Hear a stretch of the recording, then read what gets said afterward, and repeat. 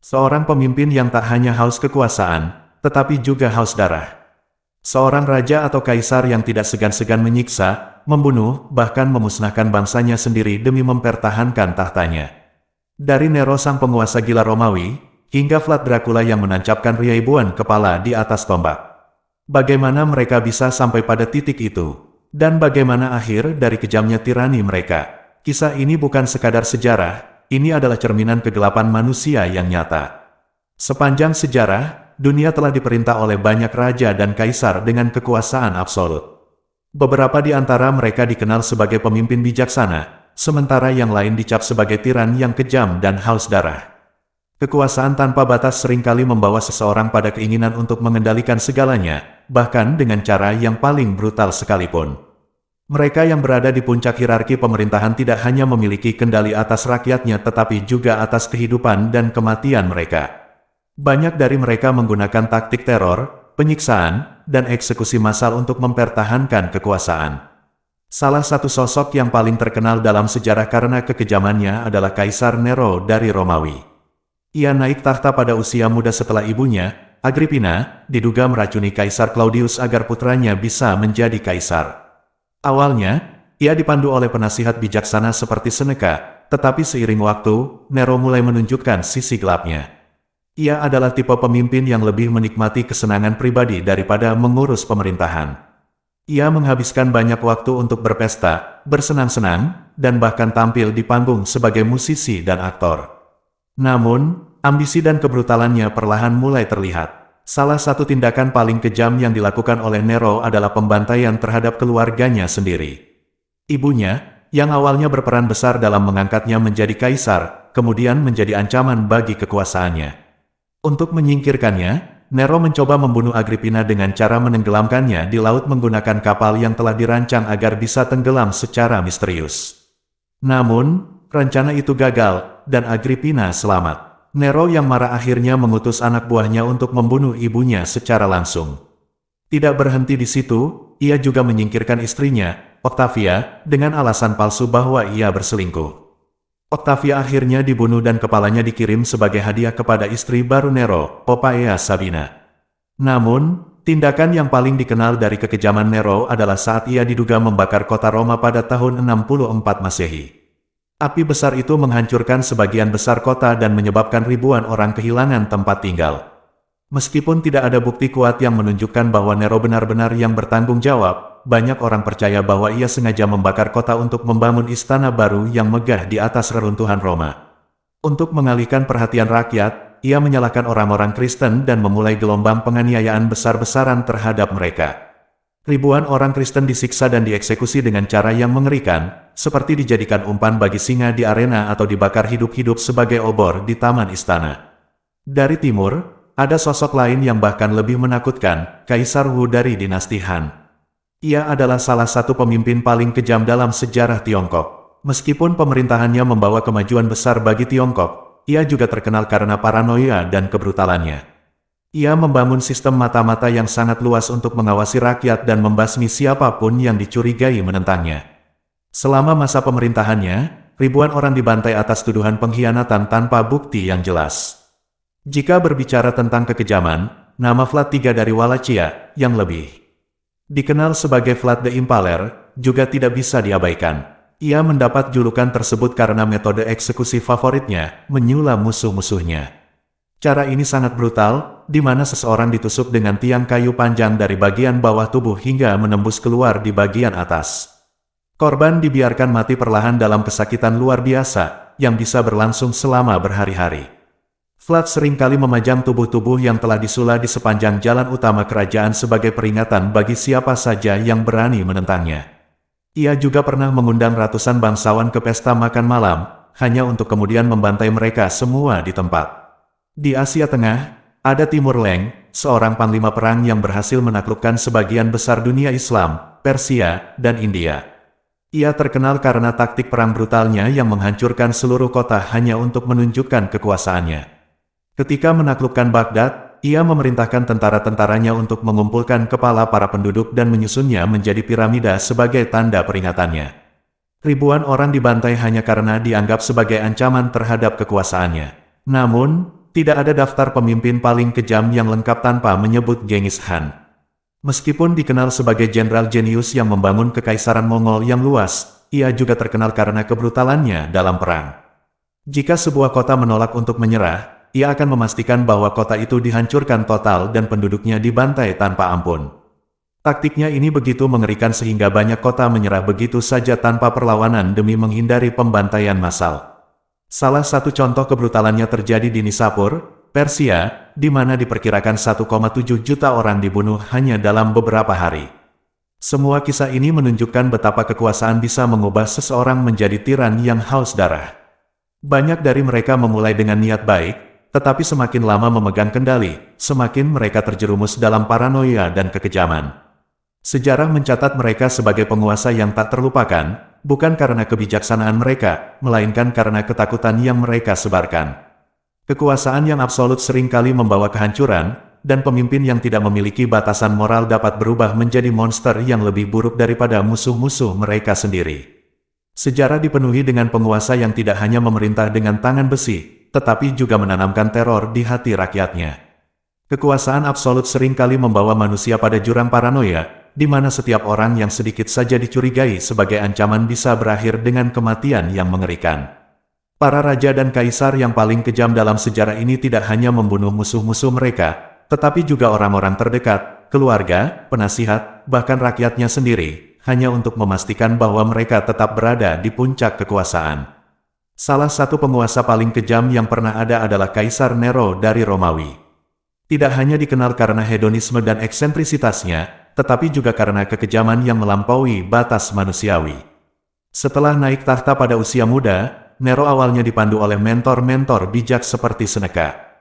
Namun, semakin lama, sifat aslinya mulai terlihat. Ia adalah seorang tiran yang kejam, tidak peduli terhadap rakyatnya, dan sangat paranoid terhadap siapapun yang mungkin menjadi saingannya. Ia memulai dengan menyingkirkan orang-orang terdekatnya sendiri. Ibunya, Agrippina, yang dahulu membantunya merebut tahta, mulai dianggap sebagai ancaman. Ketika cara halus tidak berhasil, Nero mencoba cara yang lebih langsung. Ia merancang kapal yang akan tenggelam begitu Agrippina menaikinya. Sayangnya, rencana itu gagal, dan Agrippina berhasil berenang kembali ke daratan.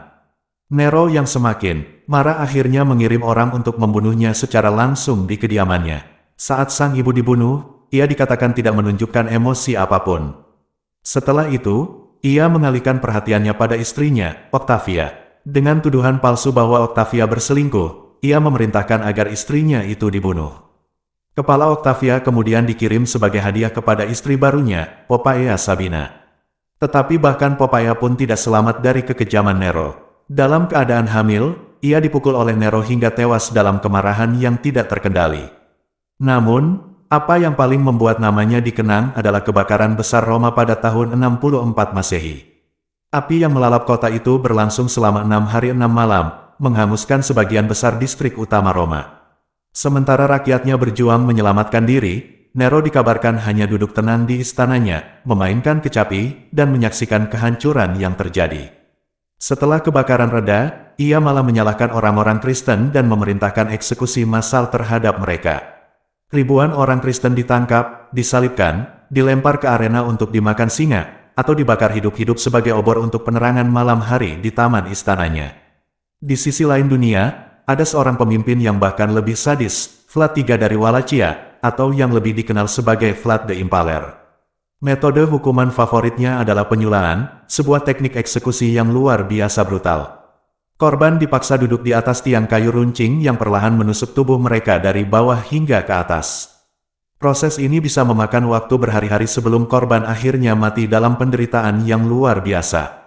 Vlad tidak hanya menggunakan metode ini dalam jumlah kecil. Dalam satu kesempatan, ia menyula lebih dari 20.000 orang Turki dan membiarkan tubuh mereka dipajang di sepanjang jalan menuju ibu kota Wallachia. Ketika pasukan Ottoman yang dipimpin oleh Sultan Mehmed II mendekati kota, mereka menemukan pemandangan yang mengerikan, hutan mayat manusia yang tertusuk di atas tiang. Ketakutan yang ditimbulkan begitu besar hingga pasukan Ottoman memilih mundur daripada menghadapi Vlad. Namun, Vlad tidak hanya membunuh musuh-musuhnya. Ia juga menerapkan hukuman yang sangat kejam kepada rakyatnya sendiri. Dalam satu pesta makan malam, ia mengundang ratusan bangsawan yang dianggapnya sebagai ancaman. Setelah mereka menikmati hidangan, pintu-pintu ditutup, dan pasukan Vlad masuk untuk membantai semua orang di dalamnya.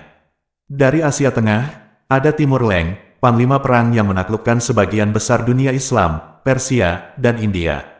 Ia memiliki kebiasaan membangun menara dari tengkorak manusia di kota-kota yang ia hancurkan. Ketika menyerang Baghdad, ia memerintahkan pasukannya untuk mengumpulkan kepala para penduduk dan menyusunnya menjadi piramida. Dalam setiap penaklukannya, ia tidak hanya membunuh tentara musuh, tetapi juga membantai penduduk sipil, termasuk wanita dan anak-anak. Namun, jika berbicara tentang penaklukan brutal, tidak ada yang bisa menandingi Genghis Khan. Ia adalah pemimpin yang membawa Mongol dari sekadar suku nomaden menjadi kekaisaran terbesar dalam sejarah dunia.